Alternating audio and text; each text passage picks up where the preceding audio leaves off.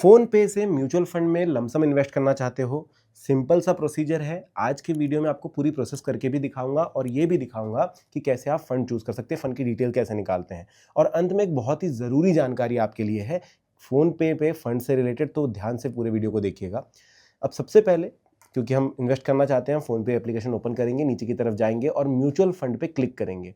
जैसे ही mutual fund पे click करते हैं, आप इस वाले सेक्शन में पहुँच जाते हैं, जहाँ पर सबसे ऊपर आपको देखिए माय पोर्टफोलियो दिखाई देता है। आप चाहें तो यहाँ पर सर्च का एक बटन है, उससे आपके पसंद का जो भी फंड है उसका नाम सर्च कर सकते हैं, या फिर नीचे की तरफ जा सकते हैं। यहाँ पर फंड इन फोकस दिखाई देता है, यहाँ पर इन्वेस्ट आइडियाज़ दिखाई देते हैं। तो एसआईपी फंड कौन से हैं, हाई क्वालिटी फंड कौन से, हाई ग्रोथ फंड कौन से, ये सारी चीज़ दिख जाएंगे। Gold funds, trending themes, tax saver यहाँ पर आपको दिख जाएंगे। और नीचे large cap, large and mid cap, ये सारे मतलब कैटेगरी वाइज उन्होंने बना रखा है। अब क्योंकि हमें इन्वेस्ट करना है तो मैं आपको सीधे बता दूं कि भाई एक फंड है, इस पर मैं क्लिक कर देता हूँ। क्लिक करते ही मुझे दिखाई देता है यहाँ पर कि भाई मंथली एसआईपी करना चाहते हो या वन टाइम करना चाहते हो। मंथली एसआईपी तो 7 तारीख को कट जाएगी, 500 रुपये, 1000 रुपये वगैरह वगैरह वगैरह।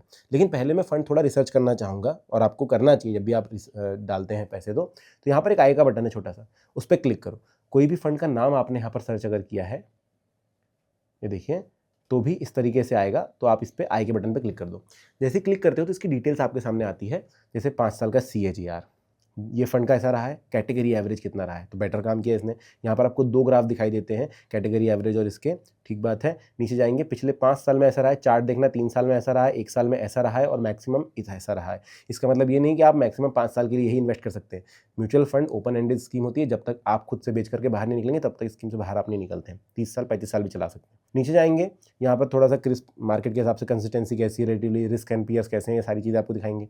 नीचे की तरफ फंड की डिटेल्स होती है कि फंड साइज कितना बड़ा है, लॉन्च कब हुआ था, एक टाइप कौन सा है, NAV यानी कि नेट एसेट वैल्यू, एक यूनिट का, इस फंड के एक यूनिट का प्राइस कितना है वो यहाँ पर आपको दिखेगा। मिनिमम इन्वेस्टमेंट कितना कर सकते हो दिखेगा, ग्रोथ कितनी है, सारी चीज़ें आपको दिख जाएगी। अब यहाँ पर देखिए, ये सबसे ज़्यादा ज़रूरी चीज़ें हैं, इनको ध्यान में रखिए। अदर फंड डिटेल्स में रिस्क आपको दिख रहा है वेरी हाई, प्लान टाइप है रेगुलर, और एक्सपेंस रेशो है 1.5%। ध्यान रखिएगा, ये बहुत ज़रूरी चीज़ है। इसके नीचे हम जाएंगे, होल्डिंग एनालिसिस वगैरह हमको सब कुछ मिल जाएगा।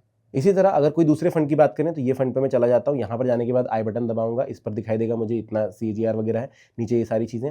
अब यहाँ पर देखिए NAV 487.76 है, नीचे जाऊँगा वेरी हाई, एक्सपेंस रेशो 1.5%। ठीक है। ICICI prudential value fund. अब मैं इस पर अगर इन्वेस्ट करना चाहता हूँ, या तो मैं मंथली SIP कर सकता हूँ, उसके लिए मैंने वीडियो बनाया हुआ है। मैं वन टाइम पे क्लिक करता हूँ इस बार और एंटर करता हूँ अमाउंट, 1000 रुपये मैंने यहाँ पर डाल दिया। ठीक है। ये करने के बाद सी मोर करूंगा, ये बता रहा है कि भाई 5 साल रखोगे तो इतना पैसा हो जाएगा वगैरह वगैरह वगैरह।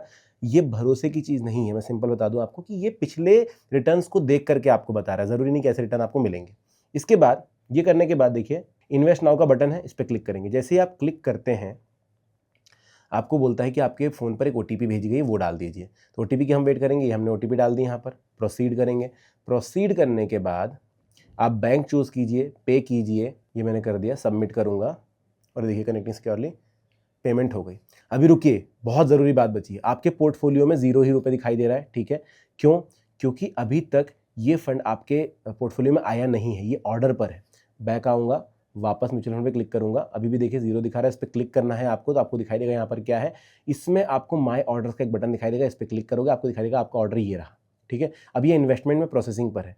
आज फ्राइडे है, तो ये 3 तारीख तक के, 3 तारीख को जब मार्केट खुलेगा तब ये उसकी दिन की NAV पकड़ करके, अब देखो इन्होंने बोला 3 तारीख तक हो जाएगा, और 4 तारीख को मुझे ये फंड मेरे पोर्टफोलियो में दिखाई देगा, मतलब मेरे पोर्टफोलियो में यहाँ पर दिखाई देगा, यहाँ पर दिखाई देगा कि उसका क्या फिर गेन वगैरह चल रहा है।